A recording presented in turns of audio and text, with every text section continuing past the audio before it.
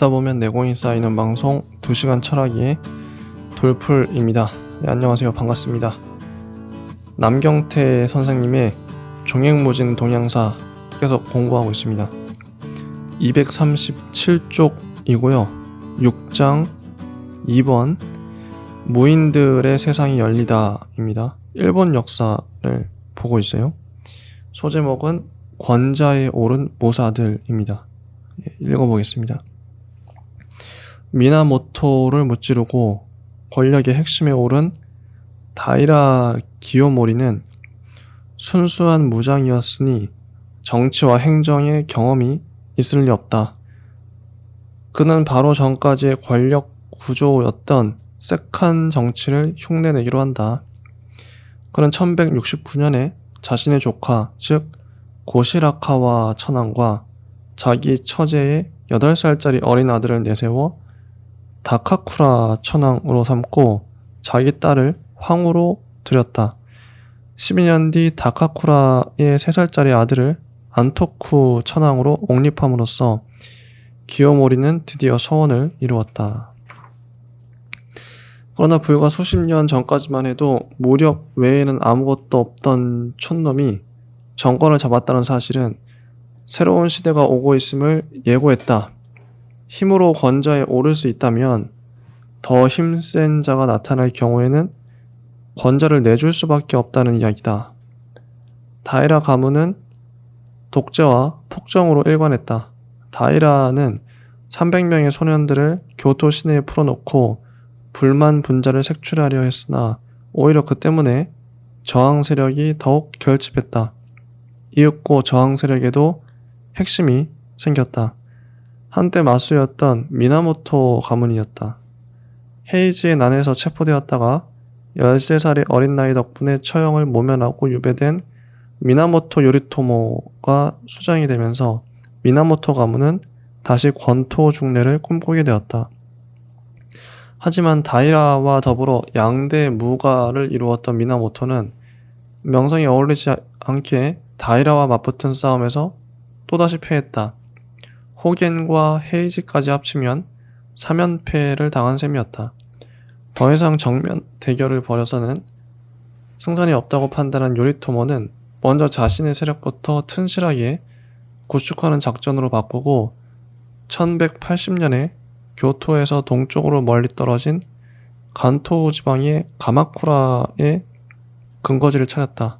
요리토모는 이 일대의 다이묘와 무사들을 고케닌이라는 무사 집단으로 결속시키고 이를 통제하는 기관으로 사무라이 도코로, 사무라이 처소를 설치하는 등 다이라와의 일전을 위해 만반의 준비를 갖추었다.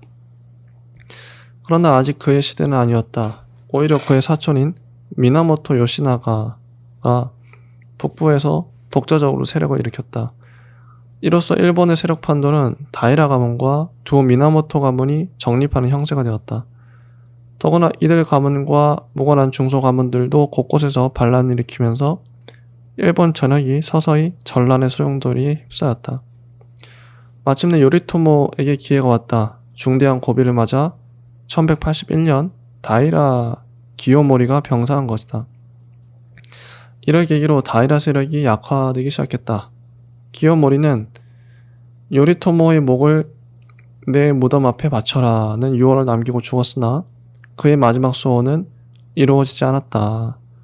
요리토모와 요시나카가 다툼을 벌이는 동안에는 어버지로 명맥을 좀 더 연장할 수 있었지만 여기서 요리토모가 승리하면서 다이라의 운명은 결정되었다. 준결승을 KO로 이기고 결승에 오른 요리토모는 다이라를 더욱 거세게 몰아붙였다. 다이라는 안토쿠 천황과 고시라카와 상황을 데리고 서쪽으로 후퇴했다. 하지만 가뜩이나 어려운 판에 예상치 못한 사태가 터졌다. 고시라카와가 가문에 등을 돌리고 몰래 진영을 도망쳐 나와 미나모토 측에 붙은 것이다. 권모술수에 능한 그는 상황이라는 자격을 이용해 5살짜리 손자인 고토바를 천황 위에 올렸다. 다이라와 미나모토 두 가문이 별도의 천황을 옹립했으니 같은 시대에 두 명의 천황이 공존하는 희한한 사태다. 이 비정상적 국면은 오래가지 않았다. 1185년 요리토모의 동생 요시스네가 지휘하는 군대가 단노우라에서 막다른 골목에 몰린 다이라와 최후의 해전을 벌여 마침내 적을 괴멸시켰다. 8살의 어린 천황 안토쿠를 비롯해 다이라 측 황족들 대부분이 바다에 투신하는 비극으로 끝난 단노우라 해전은 일본 역사상 가장 비장한 전투로 꼽힌다. 오랜 전란이 끝났다. 후지와라 시대부터 따지면 근 한 세기에 걸친 내전이었다. 최후의 승자, 즉 새로이 일본의 패자가 된 요리토모는 다이라 기요모리보다 훨씬 치밀하고 냉정한 데다 정치적 수완도 뛰어난 인물이었다.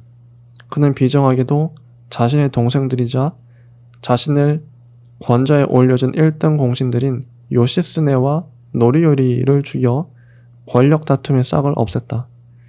이런 각오라면 요리토모가 철저한 개혁의 길로 나아갈 것은 뻔하다. 과연 그랬다.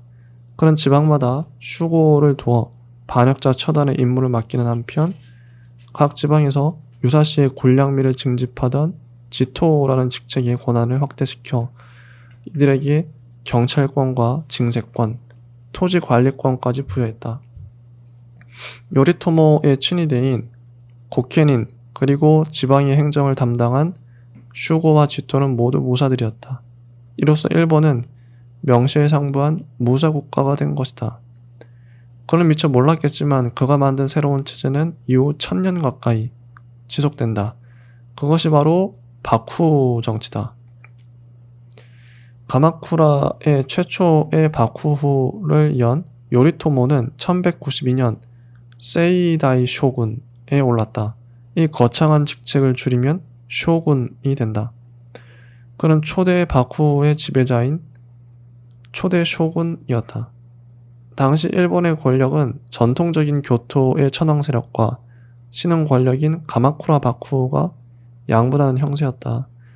완전한 바쿠의 시대가 되는 것은 그로부터 200년 뒤의 일이지만 그 문은 요리토모의 가마쿠라 바쿠가 연 것이다. 243쪽 자유 경쟁을 통해 독점으로 라는 제목입니다. 강력한 지도력을 지닌 지도자가 죽고 나면 혼란이 뒤따르는 법이다. 드라마틱한 일생을 산 초대 쇼군 요리토모가 1199년 53세 나이로 죽자 신생 바쿠 정권은 위기를 맞았다. 바쿠 체제의 수립에 공을 세운 지방 호족들이 점차 기지개를 펴기 시작했다.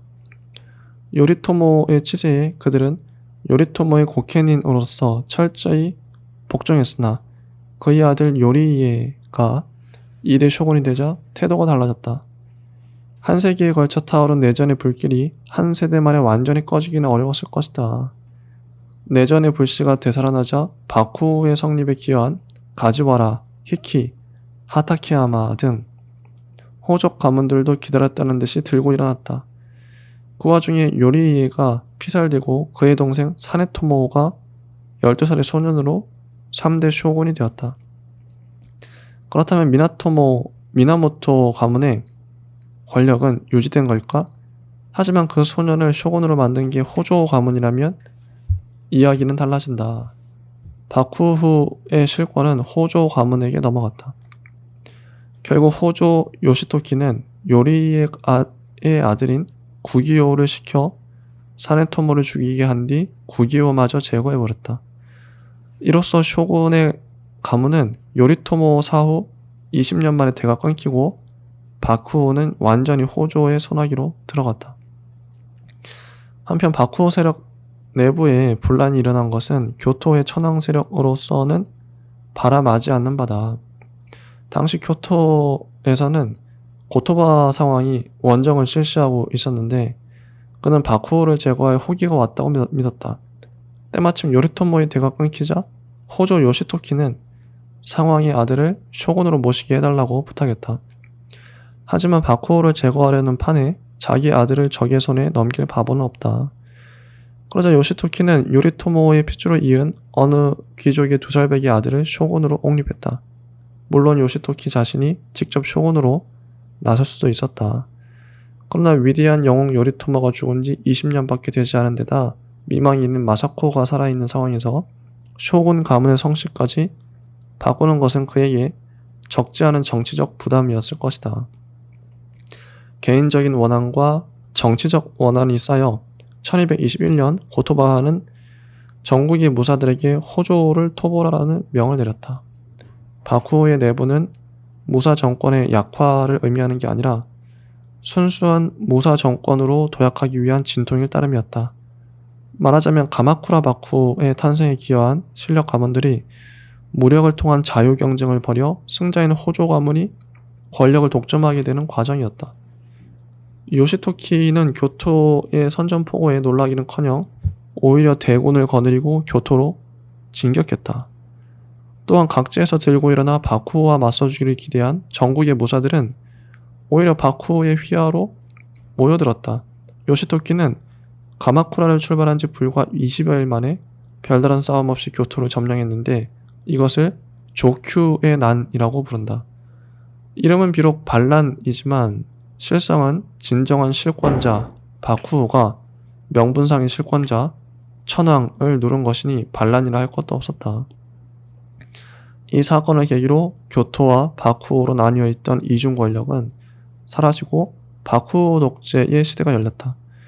이제 바쿠는 천황과 공가의 눈치를 전혀 볼 필요가 없었다. 압도적인 힘의 차이에도 불구하고 바쿠는 천황 자체를 없애지는 못했다. 이때부터 천황은 실권을 모두 잃었다. 심지어 제위의 계승이나 연호의 재정과 같은 중요한 사항마저 바쿠의 결재를 얻어야 했다. 또한 창업자의 가문을 잃은 쇼군의 직위는 이때부터 황족 가운데서 선출해 대를 잇게 되었다. 이리하여 전통의 지배자인 천황에 이어 신흥 지배자인 쇼군까지 유명무실해지고 권력은 바쿠의 중심인 호조 가문의 수장들이 차지하게 되었다. 게다가 바쿠는 그때까지 손을 댈 수 없었던 황실과 공과 귀족들의 장원도 통제할 수 있게 되었다. 이 절대 권력에 대한 추인으로 바쿠는 1232년에 조에이시 키모쿠라는 51개조의 독자적인 헌법마저 제정함으로써 일본의 단독 지배자가 되었다. 다음 소제목은 247쪽 시련과 극복입니다. 호조는 가문의 이름도 도쿠소로 바꾸고 가문의 수장을 시켄이라고 불렀지만 현실은 마냥 도쿠소와 시켄으로 머물게 놔두지 않았다. 조큐의 난 이후 호조에 반대하는 호족 가문들이 단결에 도전해오는가 하면 심지어 쇼군이 바쿠를 타도하려는 음모를 꾸미기도 했다. 신적인 권위를 지닌 과거의 천황과 달리 바쿠는 실력만을 미천으로 삼았으므로 같은 독재라도 천황 시대만큼 정당성을 확보할 수 없었다. 특히 호족들을 비롯한 고케닌들은 바쿠의 종전과 같은 결집된 충성을 보여주지 않았다. 게다가 운도 영 따르지 않았다. 1231년 기록적 대기근을 비롯해 대규모 지진과 태풍 전염병 등이 잇따르면서 굶어 죽는 사람과 유랑민이 넘쳐나고 도둑대가 들끓었다. 유랑민을 잡아 노비로 팔아넘기는 사태가 자주 발생하자 1240년에는 인신매매 금지법을 제정할 정도였다. 이것만 해도 끔찍한 사태였으나 진짜 최악의 위기는 바깥에서 다가오고 있었다. 그것은 바로 당대 세계 최강 몽골 제국의 침략이었다. 유사일에 일본은 외부에서 도움은 받았어도 침략을 받은 적은 전혀 없었다. 더구나 그 외적이란 아시아는 물론 폴란드와 헝가리까지 진출해 유럽 전역을 공포에 몰아넣은 세계 최강의 몽골군이었다. 30년에 가까운 고려의 치열한 항쟁을 물리치고 1258년에 고려를 정복한 몽골의 원제국은 하찮게 본 한반도의 잠재력에 새삼 놀라지 않을 수 없었다. 한반도가 이렇다면 일본은 또 어떨까? 원의 세조 쿠빌라이 칸은 일단 손대지 않고 꼽을 생각으로 1268년 일본에 사신을 보내 국교를 맺자고 한다. 바쿠는 회의 끝에 그 요구를 거부하기로 결정한다. 몽골은 몇 차례 더 사신을 보낸 뒤 1270년에 조공을 바치지 않으면 공격하겠다고 최후 통첩을 했다. 당시 약관의 청년으로 막 바쿠의 식행 자리에 오른 호조 도키무네는 결연히 전쟁 준비를 하기 시작했다. 드디어 1274년 몽골과 고려의 연합군은 900척의 함선과 3만 3천 명의 병력으로 원정을 출발했다. 원정군은 세시마와 이키를 순식간에 정복하고 규슈에 상륙했다. 단 하루 만의 교전으로 일본 무사들의 자신감은 허망한 것이었음이 입증되었다. 개인 전술에 능숙한 일본의 무사들은 몽골군의 집단 보병 전술에 속수무책이었으며 더구나 생전 본 적이 없는 철포라는 신무기는 가히 경악의 대상이었다. 날이 저물자 몽골군은 일단 공격을 멈추고 배로 돌아갔는데 그때 일본의 구세주가 등장했다. 이번에는 몽골군이 생전 본 적도 없는 신무기 바로 태풍이 불어닥친 것이다. 태풍은 산더미 같은 해일을 동반하면서 정박해 있던 몽골군의 성박을 괴멸시켜버렸다. 군대는 남은 함선들을 추슬러 간신히 귀환했다. 하지만 원세조는 원정 계획을 포기하지 않았다. 남성을 정복한 뒤 그는 1279년에 다시 일본에 사신을 보냈다. 그러나 태풍의 도움을 잘못 해석해 신이 대일본을 수호하고 있다라고 믿은 도키무네는 그 사신을 참수해버렸다. 이로써 2차 원정이 결정되었다. 하지만 이제 몽골도 지난번과 같은 굴욕을 당하지 않으려면 준비를 철저히 해야 했다. 그래서 세조는 아예 일본 원정을 전담하는 임시 조직을 구성했다. 1280년 고려에 설치된 정동행성이 바로 그것이다. 이렇게 철저한 준비와 더불어 이번에는 병력을 증강하고 남송의 군대도 동원했다. 4만 명의 몽골과 고려 연합군이 선발되었고 남송군 10만 명이 후발대로 편성되었다. 하지만 원정군이 하카타에 상륙했을 때 공교롭게도 또다시 하늘이 일본을 도왔다. 때마침 불어닥친 태풍과 폭풍으로 4,000척의 함선 중 200척만 남고 모조리 침몰해버린 것이다. 실제로 신이 일본을 지켜주었을 리는 만무하지만 하늘의 도움으로 강적을 물리친 바쿠오는 그 태풍을 신이 보내준 바람, 즉 신풍이라고 불렀다. 신풍을 일본식으로 읽으면 가미카제가 되는데 이것은 20세기 제2차 세계대전에서 미군을 공격한 자살 특공대의 명칭이기도 하다. 자, 다음 소제목은 골마가는 바쿠 체제입니다. 무사기급은 전쟁을 기본 기능으로 한다. 전쟁이 없는 평화기에는 할 일도 없을 뿐 아니라 모든 일에 무능력할 수밖에 없다. 그 전까지는 새로 생겨난 바쿠 체제가 안정하는 과정에서 필연적으로 뒤따르는 진통과 후유증, 그리고 몽골이라는 대적의 침략 등으로 모순이 표면화되지 않았다. 역설적이지만 바쿠 권력이 안정을 찾으면서 무사 계급 자체에 내재된 문제점들이 터져나오기 시작했다.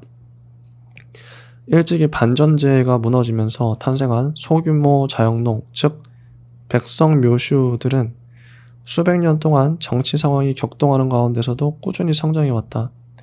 14세기에 이르러 그들은 전국 각지에서 소라는 결합체를 이루고 다이묘와 지토를 상대로 저항과 교섭을 벌일 정도로 세력을 키웠다. 이제 농민들은 과거와 같은 무지렁이가 아니며 지역사회도 예전처럼 무력만으로 쉽사리 제압할 수 있는 만만한 환경이 아니다. 장원의 다이묘들도 예전처럼 촌민들을 자기 수족 부리듯 대하지 못하고 그들과 적절히 타협해야만 지역사회에 뿌리를 내릴 수 있는 상황이었다. 전쟁이 끝나면서 할 일도 없어진 데다 이래저래 궁핍해지고 피폐해진 무사들은 점차 집단을 이루어 일종의 깡패 조직으로 변해갔다. 다이묘들은 이러한 무사들의 집단과 농민들이 조직한 저항체인 소를 악당, 즉 아쿠토라고 부르면서 두려워했다. 바쿠오는 이런 사태를 해결할 능력이 없었다. 곳곳에서 제기되는 무사 집안의 상속 문제를 해결하지 못해 권위가 실추되었고 호조 일족의 독재가 오래 지속되면서 내분이 점차 심화되었다. 현실에 불만을 품은 세력은 해묵은 이념을 되살리고 상징을 중심으로 뭉치게 마련이다. 그 이념이자 상징은 바로 천황이었다. 때마침 당시의 천황인 고다이고는 바쿠를 타도하겠다는 뜻을 품고 남몰래 세력을 키워오고 있었다. 그는 과거 천황제를 복원하려는 굳은 의지를 지닌 인물이었다. 그러나 고다이고는 꿈을 드러내기도 전에 내부의 배신으로 바쿠에게 발각되어 유배되고 말았다. 고다이고가 발뺌하면서 사건은 얼추 무마되었으나 이것을 신호탄으로 각지에서 바쿠를 타도하려는 공공연한 움직임이 보이기 시작했다.